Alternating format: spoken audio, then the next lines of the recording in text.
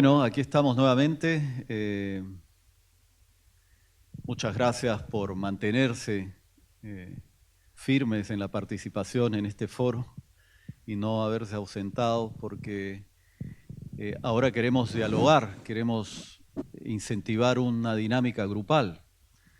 Ahora es el turno de ustedes también, de los que están aquí, de poder libremente tomar el micrófono, pedir la palabra, expresar sus comentarios sobre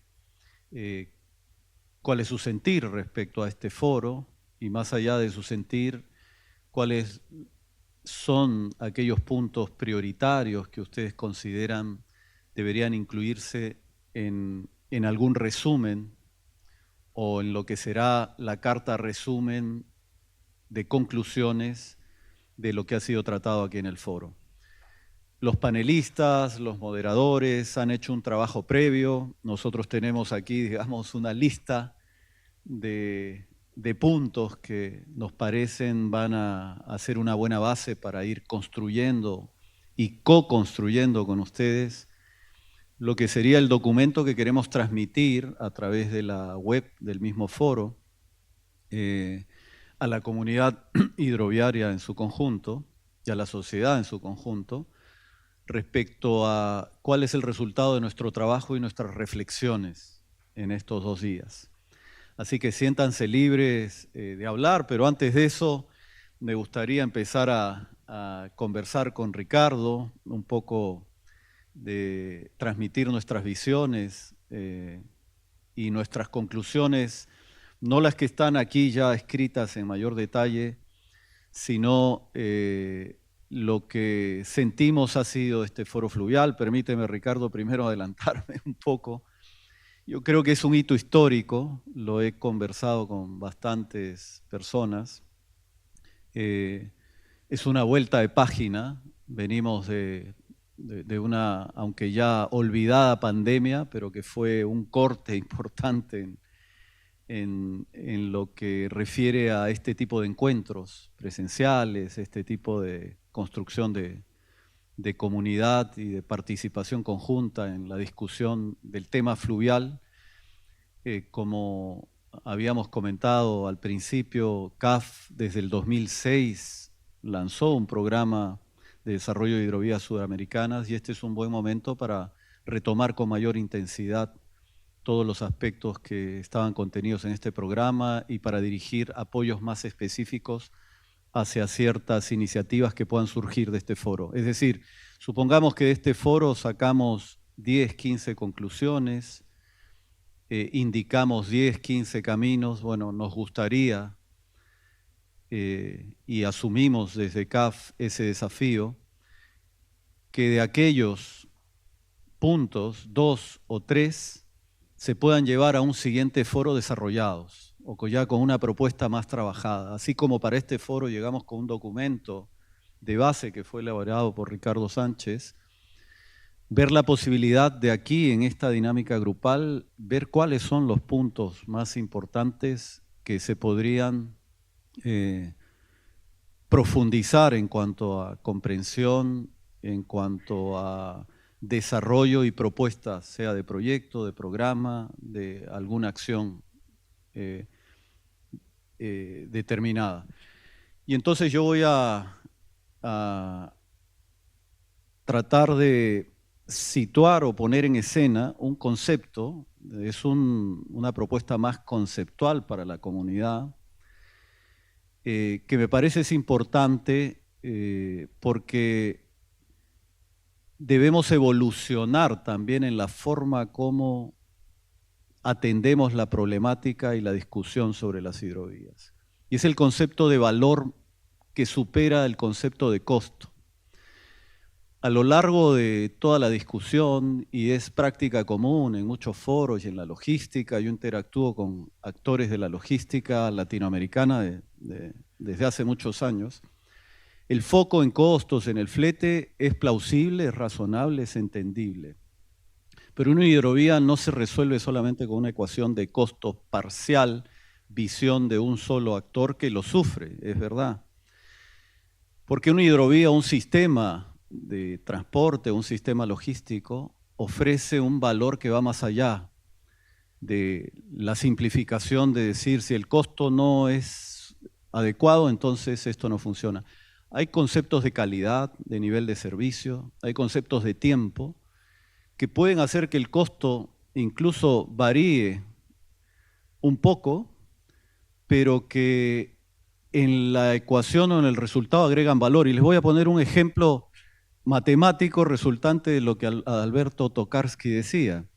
Si ellos calcularon que están perdiendo o tienen un sobrecosto de 8 a 6 dólares, vamos a decir 8 dólares, por fraccionar las barcazas, y mañana, luego de la intervención, se cobra una tasa o un valor de 2 dólares, o un costo de peaje de 2 dólares, hay 6 dólares que gana la comunidad hidroviaria en términos de valor. Entonces, la visión de valor, me parece que es importante reflejarla como resultado de este foro, porque el valor logístico de un sistema o de un eje, como puede ser una hidrovía, incluye temas de calidad, de tiempos, de servicios, de sustentabilidad o sostenibilidad ambiental, de desarrollo social, de beneficio agregado para la integración y el desarrollo de los territorios. Entonces, yo, habiendo dicho eso, que es mi parte, digamos, un aporte más conceptual, tal vez que suma a lo que hablábamos de hidrovía inteligente, verde, coordinada, medible y segura. Ricardo, ¿cómo te has sentido? ¿Qué te ha parecido el foro? ¿Cuáles son tus apreciaciones respecto a dónde estamos situados a partir de aquí? ¿Qué nos espera? Nos gustaría contar con tu opinión. Bueno, gracias. Mira, en primer lugar quisiera decir que comparto plenamente lo de valor. Y el concepto de valor está presente en el documento base, ¿sí? Desde la primera letra hasta el último punto. Porque cuando hablamos de sostenibilidad, no estamos hablando de costo privado, no estamos hablando de beneficio privado. Estamos hablando de costos sociales, de beneficios sociales, de ganancias para la economía, para las personas, para la naturaleza. Por eso estamos hablando de sostenibilidad, de proteger la naturaleza, de proteger, de evitar la contaminación, ¿sí? Va mucho más allá que el análisis tradicional costo-beneficio para un agente económico, ¿sí? Muchas veces uno escucha hablar de hidrovía y piensa en el dragado, por decir algo. Claro, en muchas partes de las hidrovías pues hay que hacer dragados, si no, no funciona. Hay que hacer balizamiento, hay que hacer, ¿sí? Y eso, si uno lo mirara solamente desde el punto de vista privado, pues sería un número. Cuesta tanto, lo cobro tanto, gano tanto, ¿verdad? Pero también lo vamos a ver desde el punto de vista social. ¿Qué hacemos con esos tierras y otras cosas que estamos moviendo ahí abajo? ¿Qué pasa? ¿Qué impacto tiene sobre la naturaleza? Para poner un ejemplo, otro ejemplo puede ser, dañamos a las personas, las protegemos. Cuando se hace un cambio en el curso de una vía navegable, ¿qué pasa con el resto de la naturaleza? ¿Qué pasa con el resto de las personas? ¿Qué efecto tiene? ¿Sí? Y eso está en el concepto de valor, cuyo instrumento es el costo-beneficio social, donde uno mide lo interno del costo-beneficio, pero también mide las externalidades. Y los que ya tenemos algunos años hablando de estas cosas, sabemos que internalizar las externalidades sigue siendo el gran desafío pendiente en esta acción del hombre sobre la naturaleza para lograr un beneficio social, económico, productivo, etc. Pero lo mismo lo vemos si uno dice, bueno, ¿cuál es el costo? ¿Cuál es el costo para quién? ¿Para el que paga el servicio? ¿Cuál es el costo para la economía? Y eso tenemos que verlo desde el punto de vista del valor. Como el ejemplo que pusiste, es muy claro. Ganamos, porque si alguien va a pagar por un servicio, es porque va a obtener un beneficio que sea consecuente, que sea acorde. No va a pretender que todo sea gratis para aumentar el beneficio privado, digamos. Entonces tenemos que verlo esto en términos de valor que esencialmente, que pienso yo, tiene una instrumentación. La metodología es el costo-beneficio social. donde uno pueda internalizar esas externalidades, que es difícil, porque hay que medir efectos que a veces son difíciles de medir, pero que hay que proponérselo. Estamos hablando de esto hace 30 años. Digo, que yo me acuerdo, estoy seguro que ya se hablaba de antes. Porque si me permites la interrupción, Ricardo, te pregunto si sería posible hacer un análisis integral, por ejemplo, podemos hacerlo para distintas cuencas o hidrovías, pero me imagino que si yo creo en lo que es la visión global, pero la actuación local, concreta también, lo que podría ser una acupuntura hidroviaria, es decir, no nos vamos a dormir tampoco haciendo grandes análisis sin resolver en algunos tramos los problemas que enfrentan. Entonces, ¿tú crees que sería posible, por ejemplo, hacer una valoración o construir una ecuación del valor de toda la hidrovía, vamos a decir la Paraguay-Paraná, que esté más allá de la visión de uno de los países, del país A o del país B o del país C, sino que sea una ecuación que refleje que A más B más C es más que la suma de las partes, es un conjunto de mucho más valor, pero sin descuidar también el hecho de que en ese proceso sepas que al intervenir en A, le estás agregando un impacto positivo, un valor adicional a todo el conjunto, ¿no? Me preguntaba si eso es posible desde tu punto de vista, de analizar, de estudiar, para tener una visión, digamos, agregada y multinacional, no solamente una visión parcial de los intereses de un solo actor dentro de una hidrovía. Definitivamente sí se puede hacer. Es un trabajo enorme, digamos, pero que yo creo que realmente vale la pena para poder mostrarle a todos los sectores de la sociedad, a todos los sectores, que hay una ganancia. Por ejemplo, nunca se habla de, ya hablamos de externalidades, ¿sí? Pero me tocó hace unos 3 años hacer un estudio que era medir la fiscalidad de la obra pública. De la obra pública desarrollada por un privado o desarrollada por el Estado, ¿sí?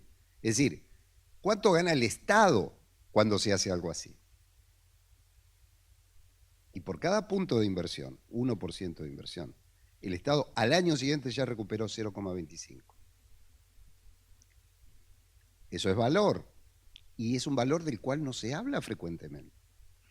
¿Cuánto ganó el empresario que usa el servicio para poder transportar sus mercancías para el comercio internacional? Ganó. Bueno, tiene que ganar, porque para eso, de eso vivimos, digamos, de esa actividad económica vivimos. Tiene que pagar lo que le corresponda, tampoco pagar cosas excesivas. Pero si no midiéramos el valor, ¿cómo sabemos cuál es el precio? ¿Cuál es el precio que tiene que pagar cada persona? Que tiene que pagar incluso el que no tiene una actividad directa, que hace recreación en el río, el que respira un aire más o menos contaminado, el que protege o no protege la naturaleza pensando en, como alguien decía ayer, en las generaciones venideras. Brundtland, ¿no? Hace ya 35 años hablábamos de esto. Entonces, eso hay que ponerlo en el concepto de valor. Y vamos a tener un valor, si vamos a lo simple, ¿cuánto ganó un sector de la economía en Argentina, Uruguay, Paraguay, Bolivia, Brasil, para hablar de esta cuenca? Porque existía la operación en la hidrovía. Ganó mucho, los países crecieron mucho por eso. Los estados recaudaron impuestos, los trabajadores cobraron salarios, y estamos hablando de salarios en un sector formal, ¿sí? Que es lo que queremos, generar empleo formal, de calidad. Y todo eso pasó, pero no sabemos qué magnitud tuvo. Y si no sabemos qué magnitud tuvo, es un poco más difícil convencer a todos estos actores de que tienen que seguir apoyando, y por eso volvemos al concepto del paradigma. Un paradigma nuevo en el cual tengamos más información, más sostenibilidad, una hidrovía verde, una hidrovía segura, tantas cosas que se hablan de la hidrovía como dicen, es insegura porque se transportan drogas. Bueno, seguramente, pero también pasa en los aviones, en los camiones, en los trenes. Digamos, tenemos que lograr que en ese paradigma asegure mecanismos de seguridad para evitar el tráfico de ilícitos. Pero no es solamente apuntando con el dedo porque en la hidrovía se descubrió un cargamento, bla, bla, bla. Cierto. Pero si no tenemos un paradigma completo donde la seguridad sea uno de los elementos. Por eso hablamos de los 5 elementos del paradigma de la nueva concepción y uso de las hidrovías. Me parece que todo eso nos lleva al concepto de valor.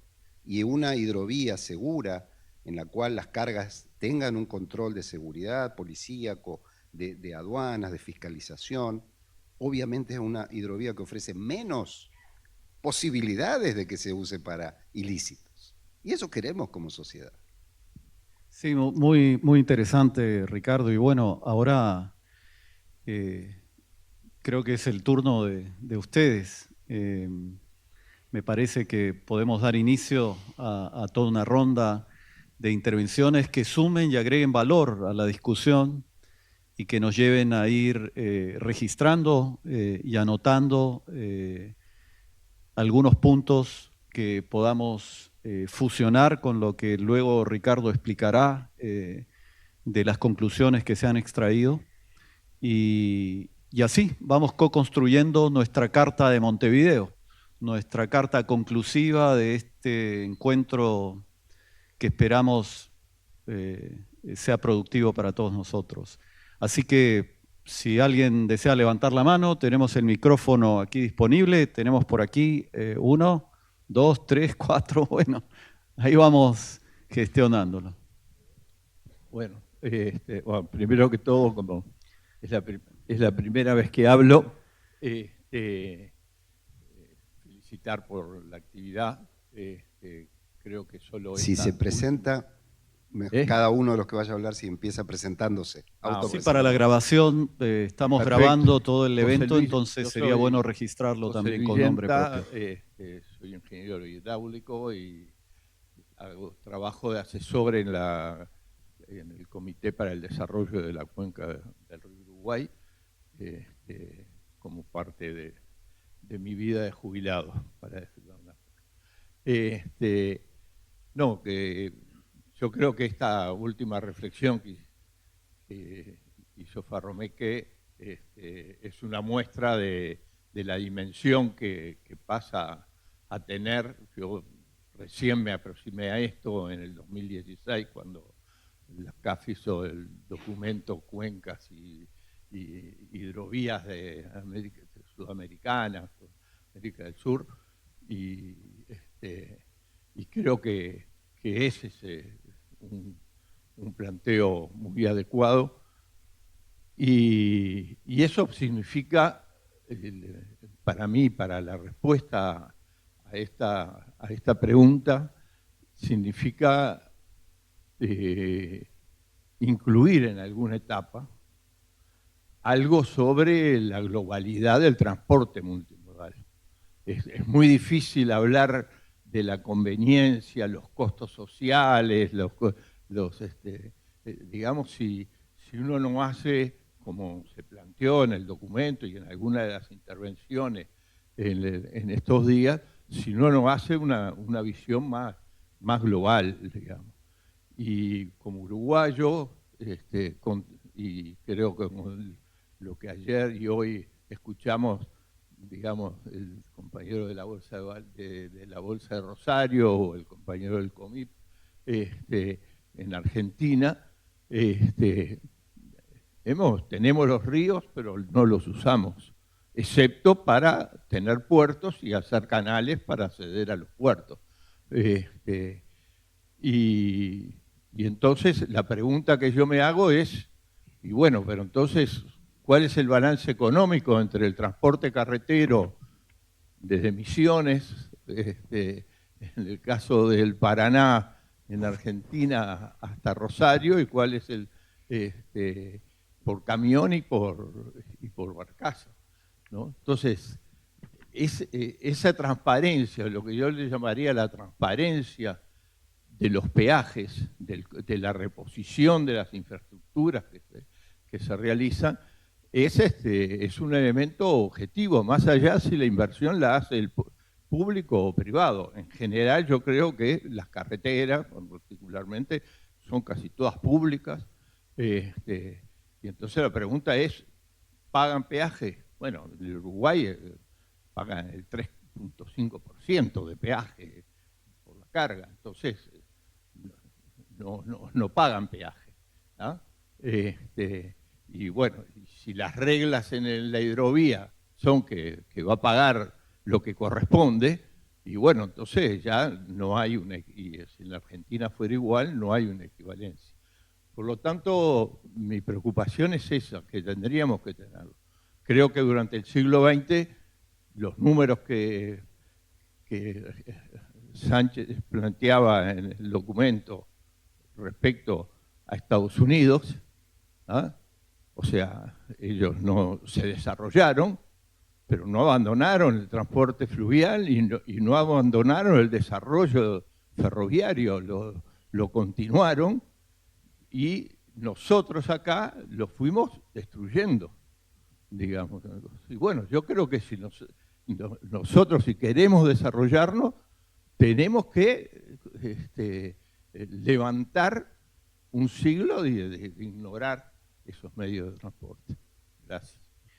Muchas gracias. Teníamos por aquí, vamos con las damas, Ana Rey, de la Administración de Puertos de Uruguay. Bueno, voy a ser muy breve. Creo que algo que decían en el foro y se mencionó ahora es cómo dimensionar la importancia de la hidrovía y ponerla en valor para los inversores. Nosotros, por ejemplo, en la región tenemos la hidrovía del río Uruguay, la hidrovía Paraná, la hidrovía de la Laguna Merín, y quizás se pueda hacer para medir como un pequeño inventario, que ya lo tenemos, terminales existentes, terminales aprobadas en desarrollo, lugares potenciales para inversión, y que los inversores a nivel global puedan encontrar oportunidades de invertir del lado de tierra en nuevas producciones, en nuevas industrias, y quizás también en algunas conexiones de transporte hacia la salida de la producción. Creo que para el próximo foro puede ser un deber que los países aportemos esa información básica y medir las toneladas que mueve cada terminal con su valor FOB, porque de esa forma vamos a tener un gran número de lo que es hoy el negocio para los países de exportación. Un poquito ese aporte mínimo a lo que es el valor de este seminario. Muchas gracias. Muchas gracias, Ana. Teníamos por aquí, Guillermo. Bueno, hola, sí. Primero, yo rescato de este evento, diría, una homogeneidad de conceptos, claro, matices obviamente, pero no hubo grandes divergencias, ¿sí? Y esto es lo positivo de estos eventos, porque uno va aproximando, porque o en el café, o en las conversaciones, o en las exposiciones, y es lógico que cada uno haga su exposición desde el lugar que le corresponde, en su trabajo, en la vida, en su sociedad. Entonces, lo más rescatable de esto es que hay un consenso generalizado en los ejes o en las partes centrales. El segundo tema, que es un tema que le recordaba a Ricardo, de un trabajo que encontré de él en la pandemia, que a mí me pareció espectacular, escrito en los años 90, en el cual yo tomo un ejemplo. Argentina, cuando decidió pasar de 32 a 34 pies, muy rápidamente, una vez que acordó las condiciones con su concesionario, alcanzó los 34 pies. Martín García, esto fue en el 2006, Martín García, si no me equivoco, lo obtuvo en el 2020. O sea que la exportación desde Nueva Palmira lo lograron 14 años después. La diferencia fue por dónde pasó la inversión. Uno fue inversión pública, con lo cual cada uno de los países tuvo que ponerse de acuerdo con todos los procedimientos, y tardaron 14 años. Entonces, algo que quedó claro en este evento es la dinámica. Hoy hablaban de una exportación explosiva, por ejemplo, de Brasil, o que están suponiendo, o Bolivia, con grandes volúmenes que serían inminentes, ¿sí? Y el tema del cambio climático.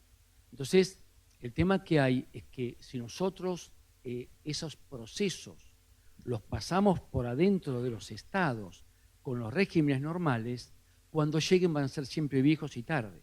Fíjense que Argentina en el año 94 licitó algo que fue revolucionario y con un impacto de valor increíble y que ninguno de los que empezaron ese proyecto imaginaron ni en la hora de mayor delirio, ¿no es cierto? O sea, fue impresionante. Desde hace 20 años es un chaleco de fuerza, es un proyecto viejo, ¿sí? Entonces, ¿por qué? O sea, el sector privado presentó en el 2020 al gobierno nacional un proyecto 100% financiado por el sector privado que ahorra $1.000 millones por año de ineficiencias. Y ahí está en un cajón. No pasó nada, ya nos perdimos $4.000 millones de ahorros. Entonces, yendo al tema de Ricardo en ese trabajo, que después sería bueno que lo hagas público, que la gente pueda acceder, él pensó con su equipo una nueva forma de órgano de control, donde es un gran paso para todos lo que él plantea, porque el Estado, obviamente, tiene la palabra final, pero él le da una participación muy alta al sector privado en todo lo que tenga que ver la parte económica, la aprobación y el pago. Donde, porque fíjense que el famoso tema de Paraguay, lo que estaba en discusión era cómo, las formas, las motivaciones o las razones, no la razonabilidad. Entonces, lo que él plantea con ese trabajo, que mejor que lo explique él que yo, es ese tema en el cual los cambios se han aprobado por la mayoría de la gente que paga peaje. Entonces, si la mayoría está de acuerdo es porque sirve, ¿sí? Entonces, facilita y dinamiza para un futuro muy cambiante. Simplemente eso. Muchas gracias, Guillermo. ¿Tenemos algún otro pedido de palabra por allá atrás? Antes de pasar por aquí tenemos un pedido también. Adelante, por favor, allá.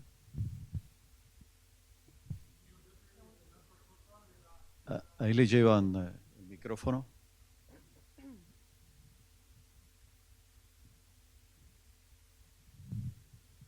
Buenas, yo soy Renato Sosa, presidente de la Cámara Paraguaya de Terminales y Puertos Privados. Asistí los 2 días, mayormente fue la influencia en la hidrovía, la navegación, y quedó un poquito apartado la parte de los puertos, que son otra vez un poquito más sensibles que los armadores. El armador es donde no hay agua, no va. Pero los puertos son fijos, son quietos, estáticos, y donde hay bajante, la carga no sale porque no llega el barco a los puertos. Creo que tendría que ser un poquito parte de las discusiones en los foros siguientes. Y por otro, efectivamente, como se ha demostrado en el Paraná Alto, que es de confluencia hasta Foz de Iguazú, la triple frontera, que es Foz de Iguazú, Puerto Iguazú y Ciudad del Este. El sector privado dio, creo que en parte, el puntapié para empezar a trabajar en forma conjunta con el Estado, y parte de ellos aproximadamente con una inversión por el sector privado de casi $5 millones para intervenir un río que nunca se había intervenido. Entonces, está demostrado que se puede trabajar con el sector privado y con el público, siempre y cuando el norte o el destino esté bien establecido. Para dar un poquito de resalte a esa parte, uno de los puertos adquirió sus propias dragas y está dragando al costo cuando interviene el sector privado, y es subcontratado por empresas que están en licitaciones del Estado, donde ellos llegarán a un acuerdo con el precio, ¿verdad? Entonces, varios pasos que había que esperar una licitación para poder intervenir, fue el sector privado que se introdujo, hizo el trabajo necesario para poder, inclusive hoy día sigue trabajando el sector privado en los lugares de emergencia. Yo creo que hay una potencialidad muy grande para Argentina explotar ese lado, porque prácticamente los canales están del lado argentino. Todos los informes que tenemos de las reglas hidrométricas son del lado argentino porque el lado paraguayo es más playo y no va hacia ahí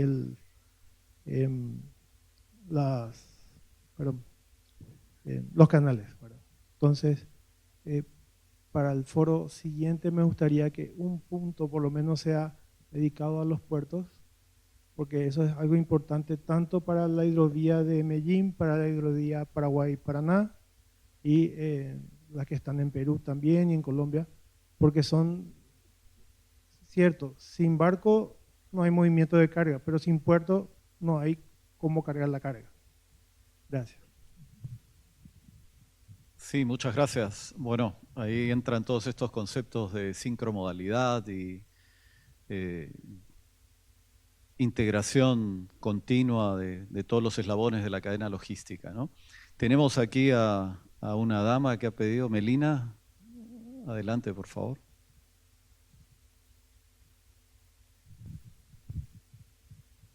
Gracias, Melina de Berchelli de Lina. Un aporte, me parece que aborda dos temas que estuvimos tratando, muy bueno el informe, y así que muchas gracias porque mucho trabajo.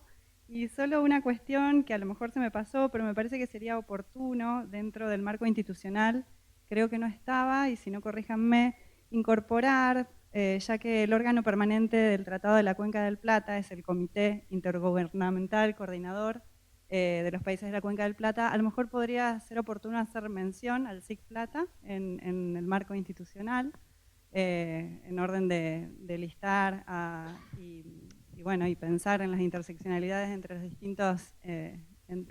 las instancias en donde pueden, de diálogo de los distintos países. Eso por un lado.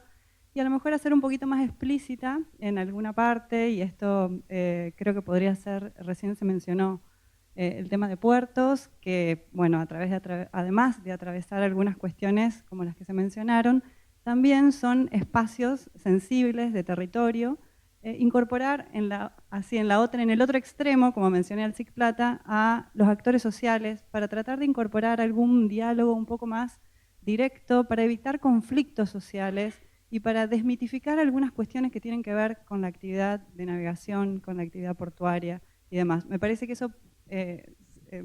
esa dimensión, si bien está atravesada en el documento, sería oportuno hacerla más explícita y empezar a trabajar en esa dimensión también.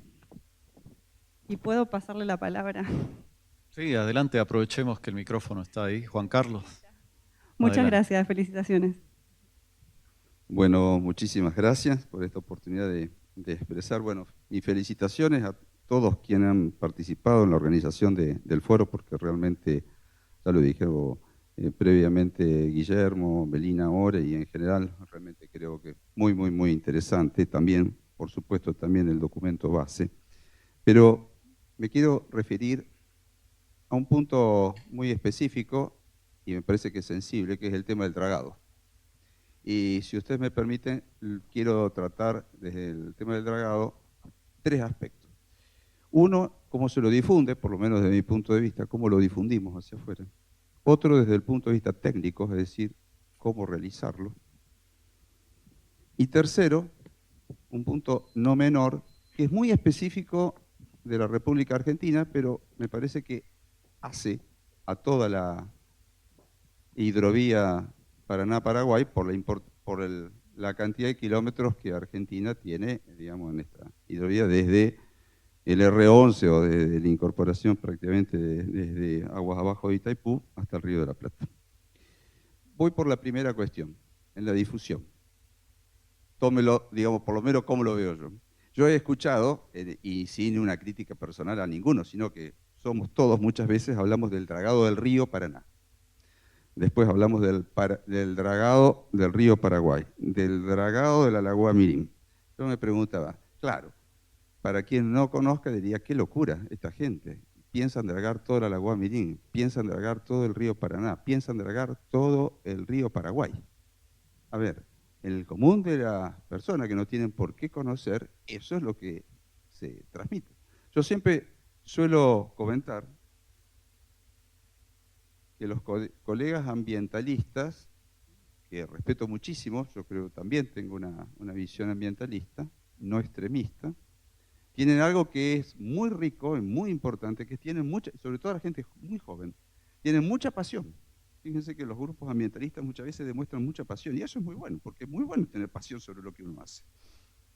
Pero a veces no tienen todo el conocimiento. Entonces nosotros que estamos específicamente trabajando en una cuestión tenemos que ser cuidadosos. ¿Qué quiero decir con esto? No estoy diciendo nada nuevo, hay cosas que se dijeron aquí, pero quiero remarcarlas. Una cosa es el río y otra cosa es el canal de navegación contenido dentro del río. O una cosa es la laguna y otra cosa es el canal de navegación contenido dentro de una. Entonces, para ser breve, a ver, lo que estamos hablando es de el dragado, gracias, del dragado de algunos pasos en un canal de navegación que, por ejemplo, en el río Paraná tiene 100 metros de ancho sobre un río que tiene a veces varios kilómetros de ancho. Ustedes podrán decir, bueno, pero con esta manera, desde ese punto de vista, lo que está haciendo es minimizar totalmente el impacto. No, para nada, no lo interpreten. Simplemente quiero decir, seamos prudentes cómo lo comunicamos. ¿Por qué? Porque por otro lado, como bien se dijo también en estos días, el impacto que puede tener el dragado no es menor, sobre todo son donde depositamos los sedimentos. Como he tenido la oportunidad de presidir el Instituto Nacional del Agua de Argentina y estuve participando junto con colegas de discusiones, de debates académicos sobre cómo realizar el debate, y ahora voy a la parte técnica, no hay, yo diría, al menos en el río Paraná, por lo menos desde el punto de vista académico, una decisión fundamentada y segura de cuál sería el proceso exacto de cómo se lo debe realizar. Por lo tanto, desde ese punto de vista, recomiendo algo que ya se dijo, pero lo quiero recomendar, me parece, es que se realicen experiencias pilotos en distintos tramos, porque, a ver, ríos tan extensos, cada tramo tiene sus particularidades. Entonces, de ninguna manera he querido minimizar, simplemente he pedido, tenemos que ser más cuidadosos en cómo lo difundimos. Segundo, eso de aumentar de golpe, de decir, como por arte de magia, de pasar a 34, 36, a 38, me parece sinceramente poco serio, perdón, pero poco serio, porque tenemos que tener bases técnicas fundamentadas para llevarlo. Y el último tema es jurídico, que es un tema que no se abordó y es razonable porque la verdad ahí, si ustedes me permiten, me voy a referir nada más que a un tema argentino. En Argentina, ustedes saben que Argentina es un país federal. ¿Esto qué quiere decir? Que en la Constitución argentina las provincias tienen el dominio y la jurisdicción de sus recursos naturales. Traducido al foro es que cada provincia es dueña del agua y del resto de sus recursos naturales. Y ustedes dicen, bueno, ¿y entonces qué? Bueno, ocurre que también está en la Constitución y está en el Código Civil y Comercial actualizado, que la actividad de navegación es de jurisdicción nacional. Por lo tanto, el gobierno nacional argentino tiene prácticamente, toma las decisiones sobre la actividad de navegación. Sí, muy bien, sobre la actividad de navegación. Pero el dragado es sobre el cauce del río. Y el cauce del río, hay un concepto que es el de dominialidad hídrica, es de las provincias. En el tramo argentino, paraguayo, del río Paraguay y del río Paraná, existen 7 provincias ribereñas. Por lo tanto, las 7 provincias ribereñas tienen el dominio del cauce, que es el que se draga. No sé si me explico. Con esto que quiero decir que me parece que como toda actividad, y también se ha dicho aquí, el diálogo es tremendamente importante. Entonces me parece que como sabemos que Argentina está por encarar un nuevo proceso de licitación y parecería ser que hay una tendencia del gobierno nacional de excluir a las provincias, hay que tener cuidado porque las provincias son las que son los dueños. Y hay una obra hidráulica tremendamente importante que marcó un hito en la región, no apenas para Argentina, sino para toda la región de la Cuenca del Plata, que fue el túnel subfluvial realizado en el cauce entre la provincia de Santa Fe y la provincia de Entre Ríos, entre Santa Fe y Paraná, por así decirlo. Esa obra hidráulica, realizada en la década del 60, se realizó un túnel y no se realizó un puente, justamente porque las provincias tomaron la decisión de ejecutarlos por sí mismos dentro de su territorio, que es el cauce. ¿Qué quiero decir con esto? Que en Argentina, ojalá, yo siempre considero que con el diálogo y la participación se arriba a mejor puerto, siempre, en todas las actividades. Entonces, en este caso, sería interesante que un documento de un foro fluvial sudamericano se indique no solo el diálogo, como se vino diciendo, y la participación, pero particularmente en el caso de Argentina, que las 7 provincias litoraneñas o ribereñas participen a partir de que tienen el derecho porque tienen su dominio, son dueñas del cauce. Gracias. Muchas gracias, Juan Carlos. Teníamos un pedido de José María Lojo. Bueno, muchas gracias otra vez a todos y todas. Muy trascendental el enfoque de cadena de valor. Yo adhiero totalmente, muy contento porque creo que, no sé, hay muchísimo más consensos que cuestiones a seguir dialogando. Pero me parece que tenemos muchísimo más consensos en todo. Y muy interesante también los aportes que he escuchado hasta ahora, del público también. La cadena de valor que nosotros integramos, si bien sí es la cadena de valor logística, también tenemos que entender, y eso está relacionado con algunas cosas que dijeron aquí de los puertos y de las terminales, que formamos parte de cadenas de valor mayores y que el sentido y la razón de ser tiene que ver con esas cadenas de valor mayores. Será como se habló largamente de la agroexportación, como se habló del mineral de hierro, como se habló de la carga contenerizada, como se puede hablar de cruceros, pero en definitiva todo eso integra otras cadenas de valor. Y nuestra función en ese esquema es no ser un costo, sino aportar soluciones. Nuestra función es aportar soluciones a esa cadena de valor, articulando perfectamente con los privados. Sin duda, los privados son fundamentales para dar dinámica a esto, porque en definitiva esa cadena de valor está vinculada con negocios, y ese negocio en general está dinamizado por los privados. Siempre el Estado tiene que estar, porque el Estado siempre es socio. Porque, si vamos a navegar, nos vamos por un río. ¿Y quién pone el río? Siempre hay una sociedad con el Estado. ¿Quién pone un espacio para poner un puerto? Bueno, es importante que este diseño de cadena de valor articulado entre el Estado y el privado, teniendo en cuenta las condiciones ambientales que comparto plenamente, ambientales, sociales, que derivan de hacer estudios que cada vez son más profundos. O sea, no es lo mismo estudio a lo mejor lo que se hicieron en los 90 que lo que tenemos que hacer ahora.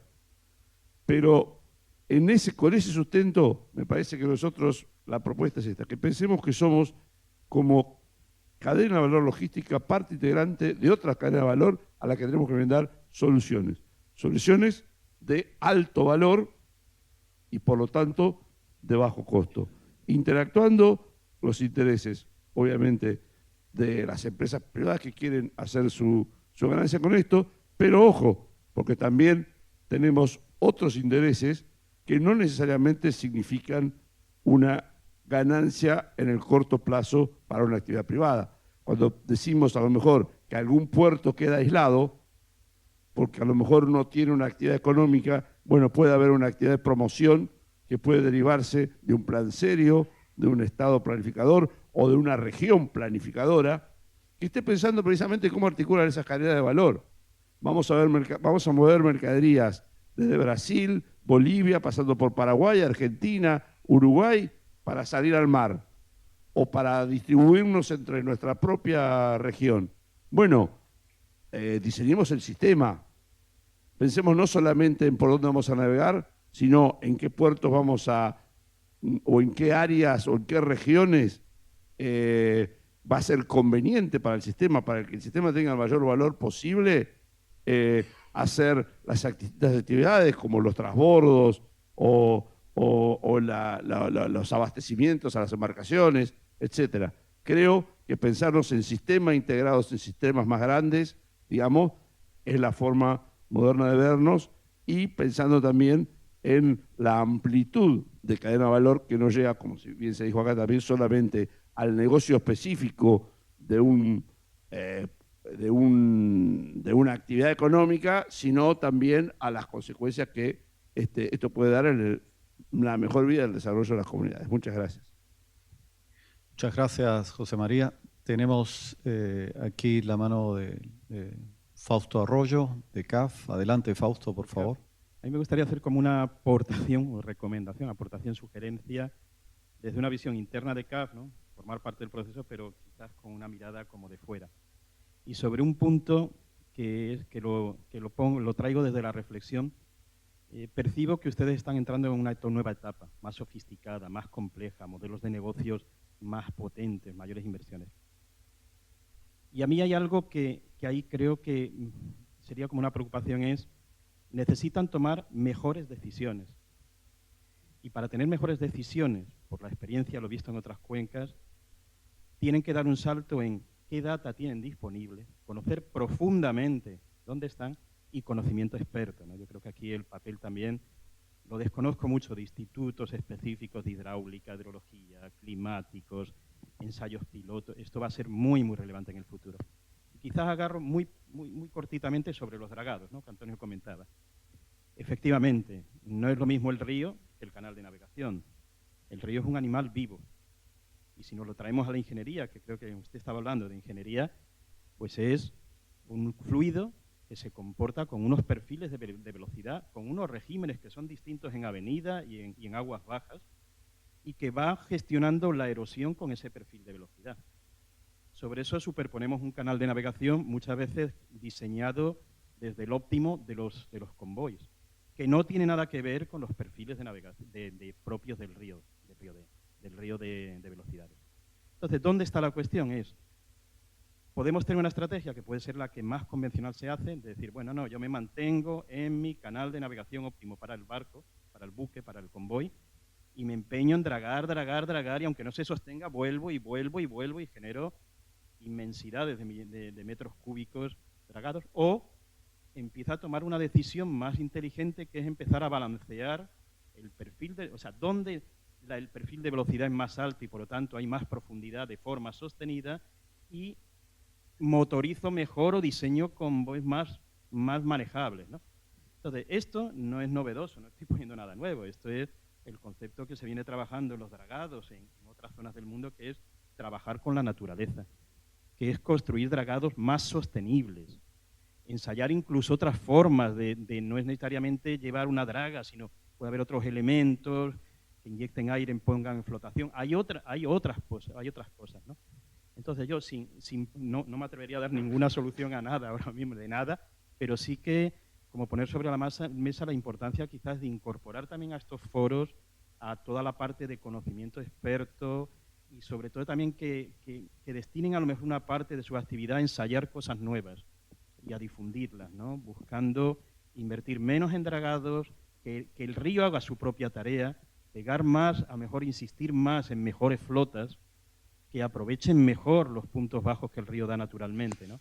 Entonces, simplemente poner esa idea ahí. Gracias. Bueno, muchas gracias. Muy interesante todo. Tenemos creo que ya estamos con el tiempo, démosle la palabra primero a Alexandre. Juan Carlos, por favor. Adelántele. Alexandre y Juan Carlos, y con eso cerramos. Muito obrigado, Rafael. Alexandre Dantac. Gostaria de parabenizar o CAF pelo evento, pela excelência do evento, junto com o Instituto de Desenvolvimento de Rosário. Eu acho que todos os pontos aqui têm um denominador comum, que é o diálogo, né? O diálogo no qual cada um expressa o que entende como um ponto crítico para a gente desenvolver a nossa hidrovia. E esse diálogo ele só é possível quando a gente tem clareza e transparência nas informações, nos estudos e nos dados. Me parece que um ponto que a gente tem que deixar como um pilar do nosso foro é o diálogo claro e transparente e a troca de informações entre os atores que estão envolvidos. E aqui, em nome do Estado brasileiro, em nome das instituições do Estado que eu represento, a ANTAC, gostaria de deixar também solidificado que estamos à disposição para apresentar, como a gente fez aqui, a maneira como a qual a gente trata nossas informações, os nossos estudos relacionados à hidrovia, né, para compartilhar com todos que estão interessados e, dessa maneira, a gente consiga, de fato, alcançar todo o potencial de integração regional que a gente tem com a nossa hidrovia Paraguai-Paraná. Muito obrigado. Muchas gracias, Alexandre. Con certeza el sistema de información de ANTAC es un referente regional y tener a disponibilidad todo el apoyo técnico de ustedes para que se puedan difundir esas mejores prácticas va a ser muy importante. De hecho, ayer estábamos conversando sobre mejores prácticas. Es decir, hay muchos problemas en el mundo hidroviario suramericano, pero también hay muchas buenas prácticas. Tal vez para el próximo foro podríamos abrir un panel de buenas prácticas para que nos cuente, porque hay mucha cosa que se hace bien y tenemos que transmitirla y difundirla, ¿no? Tenemos una última intervención aquí de Juan Carlos Muñoz Mena. Adelante, Juan Carlos, por favor. Muchas gracias, Rafael. Realmente yo creo que el documento disparador que preparó Ricardo fue muy oportuno. Dio para el análisis. En todos los paneles nos quedó esa sensación de poco, pues tendríamos que hablar mucho más de cada uno de los temas. Y es un enfoque multidisciplinario. Acá estuvimos escuchando ahora la reflexión de varios sobre temas puntuales. Yo creo que la actividad que desarrollamos el año pasado en ese taller en Rosario y que dio como fruto este foro, nos está indicando un camino en un momento bastante particular en donde, como bien lo explicó Ricardo en su presentación, pareciera que se perdió el empuje. Hay que mirar un poco cómo está andando ese carro. Sin embargo, vemos que hay aspectos revitalizadores, el mayor interés de uno de los países de la cuenca, con inversiones concretas. El norte de la hidrovía Paraguay está empezando a marchar de manera distinta con esas inversiones reales ya en Paraguay, en Brasil.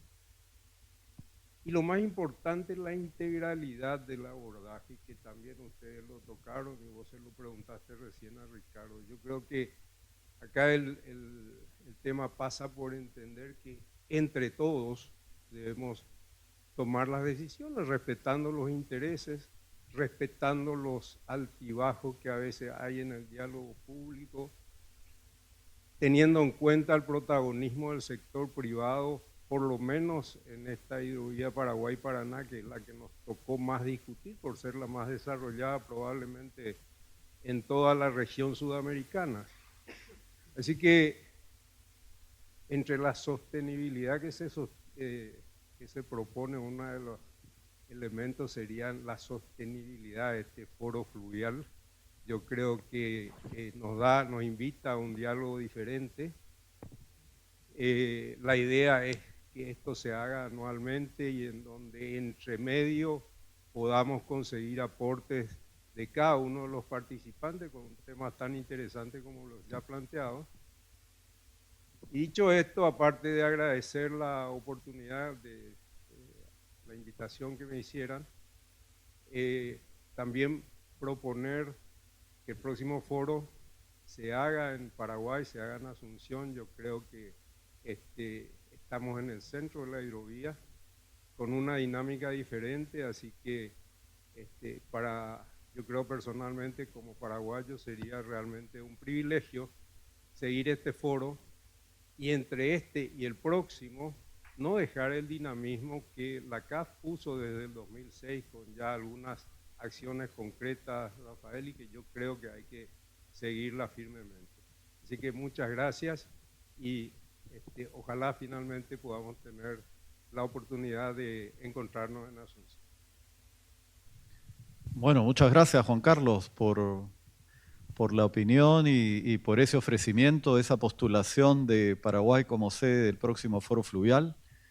Me parece que hemos tenido una discusión muy rica y seguramente vamos a ser capaces de producir un buen documento resumen, un buen documento que podamos presentar a ustedes ya a través de la página web y que pueda dar pie a un avance entre este foro fluvial con el próximo foro, Dios mediante, y si todo fluye, funciona bien y se formaliza y se oficializa, podríamos estar entonces encontrándonos en Paraguay, en Asunción, el próximo año en algún momento, luego de definir y oficializar la sede que hoy día se postula, ¿no? Bueno, cerrada esta parte, digamos, de dinámica grupal, Ricardo, ¿cómo ves ahora en la integralidad nuestro resumen de tantas cosas que tenemos por delante y tal vez tu visión sobre algunas de las prioridades de aquí hacia un segundo foro, el trabajo que tenemos durante todos estos meses antes de llegar a la siguiente estación, digamos? Bueno, en función de lo que se estuvo discutiendo a partir del documento base y de las presentaciones que hubo y las opiniones que escuchamos, habíamos preparado esta mañana este resumen de 2 páginas que deberíamos ahora perfeccionar en función de lo que hemos escuchado en esta sesión, ¿sí? Aunque ciertamente creo que los temas están involucrados ya, pero quizás debiéramos ser más precisos en algunas cuestiones. Así que si me permiten voy a leer el resumen que habíamos preparado y nos quedará entonces a nosotros como tarea después perfeccionarlo y publicarlo en las próximas semanas.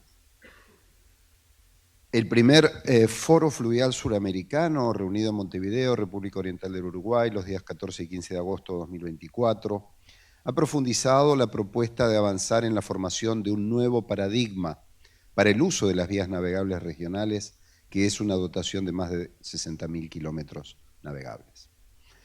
En una región con amplios y múltiples desafíos de desarrollo, el uso de las vías navegables es una herramienta clave para la sostenibilidad y la integración, que actualmente se caracteriza por una baja utilización y una enorme potencialidad.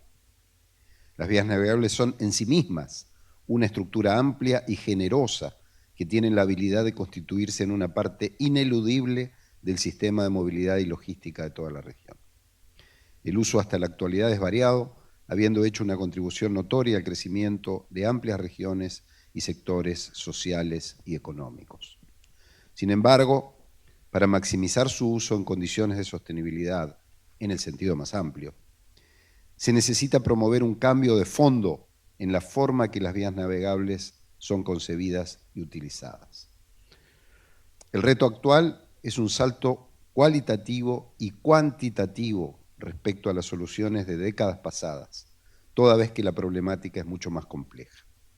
Se trata de un verdadero cambio de paradigma hacia un uso inteligente, medible, verde, seguro y coordinado, que implica un cambio cultural en la concepción y la convivencia con los ríos y los lagos y su convergencia con la logística marítima.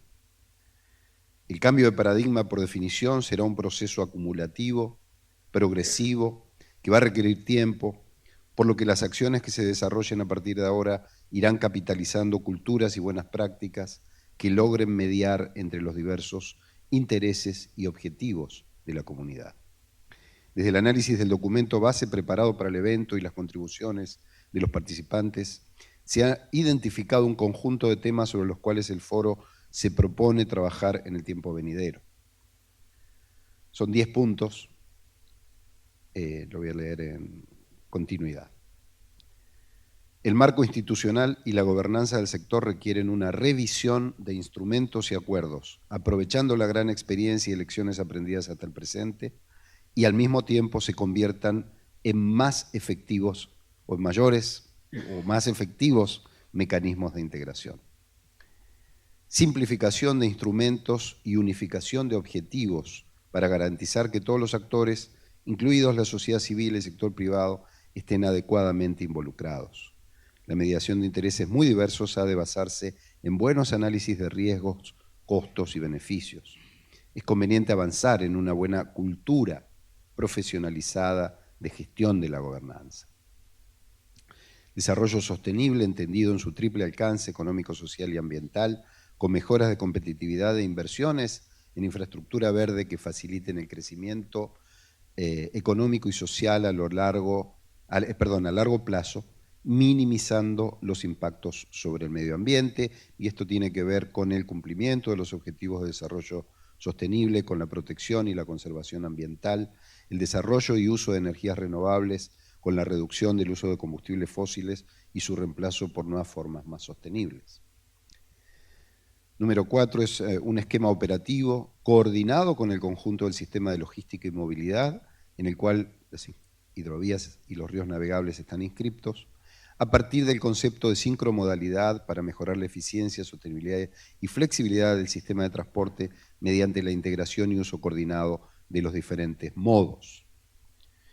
Mecanismos de digitalización y automatización de tareas y procesos y para la incorporación de nuevas tecnologías para las embarcaciones, sistemas de propulsión, navegación, instalaciones portuarias y logísticas, sistemas de información y comunicación, sistemas de gestión integrados que perfeccionen el alcance de los objetivos de sostenibilidad.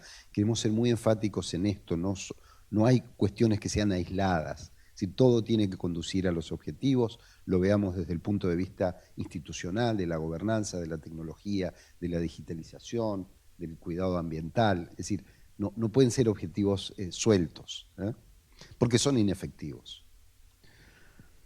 Mecanismos de digitalización, perdón, esto ya lo leí. Mecanismos de financiamiento y participación público-privadas que permitan suplir la carencia de inversiones en infraestructura del sector público y relacionarlos con los objetivos de sostenibilidad. Se deberá buscar un instrumento legal y económico cierto y claro, dentro del cual se garanticen las decisiones de inversión sobre las bases de los análisis costo-beneficios sociales, considerando el ciclo de vida completo de los proyectos. Gestión del conocimiento y la unificación de metodologías para el tratamiento y la puesta en disponibilidad de los datos necesarios para la toma de decisiones. Cambio climático, grandes temas.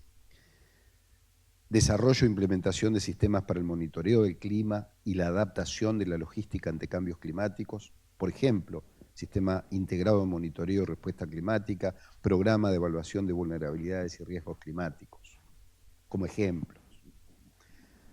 Resiliencia de la infraestructura, para fortalecer y mantener las infraestructuras del corredor, asegurando su resiliencia frente a los eventos extremos. Estrategias de mitigación. Como decía antes, ninguna de estas cosas pueden ser aisladas. Es difícil lograrlo y no estamos seguros de cuánto de todo esto vamos a llegar al próximo foro, pero sí marcar un camino hacia dónde tiene que ir el sistema hidroviario en el corto, en el mediano, en el largo plazo. Desarrollo social sostenible, con involucramiento de las empresas a través de la responsabilidad social empresaria, con el tratamiento de la gestión del talento, desarrollo humano, capacitación técnico-profesional. Tenemos muchos chicos hoy estudiando cosas que quizás ni siquiera tienen una salida laboral hacia el futuro, y en estos sectores necesitamos más capacitación. A veces faltan oficios. Escucho muchos colegas que cuentan, no conseguimos fresadores, no conseguimos, y esto es porque las estructuras de capacitación, incluso de educación básica, media, son quizás antiguas. Y por último, relación puerto-ciudad, que es fundamental en todo lo que tiene que ver con la vida en el mar, al lado de los ríos, de los canales navegables. Esa relación puerto-ciudad, que a veces es muy compleja y traumática y pone muchos obstáculos, verla también, no solamente al interior de la ciudad-puerto, sino también como eje para una mejor relación de los puertos y la logística con toda la región a la que sirven. Otra vez tratando de tener esta visión de alto vuelo, ¿sí? Más desafiante, ¿sí? Pero más integral. Gracias, Ricardo. Bueno, esa es la base de nuestra Carta de Montevideo. Y como dice Ricardo, no estamos seguros de cuánto de ello podamos desarrollar para un próximo foro.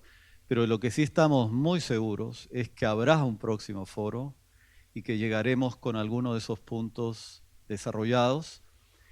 Y esperamos, seguramente, si formalizamos y se confirma la sede Asunción en Paraguay, poder, gracias por la postulación y oferta que nos transmites, Juan Carlos, estar dentro de un año otra vez reunidos con todos ustedes. Ahora, para cerrar, creo que es muy importante pasar a los agradecimientos, ¿no? Y a los reconocimientos. Este tipo de eventos no ocurren por generación espontánea.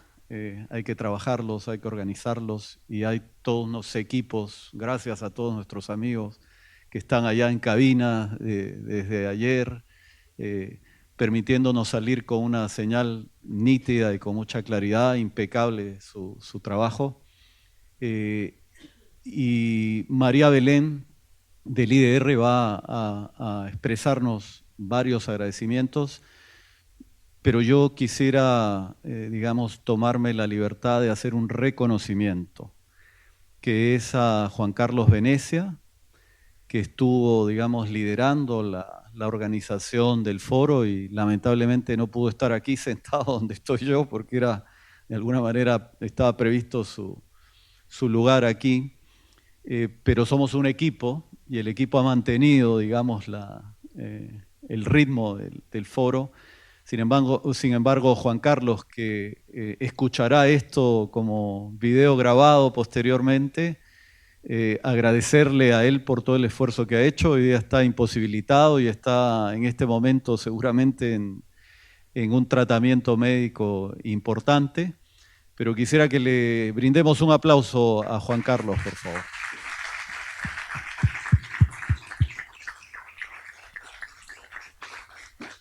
Gracias a él, de alguna manera, hemos retomado esto también y agradecer igualmente a todos quienes han estado siempre colaborando. María Belén, te cedemos la palabra para los agradecimientos finales y el cierre ya de la dinámica grupal.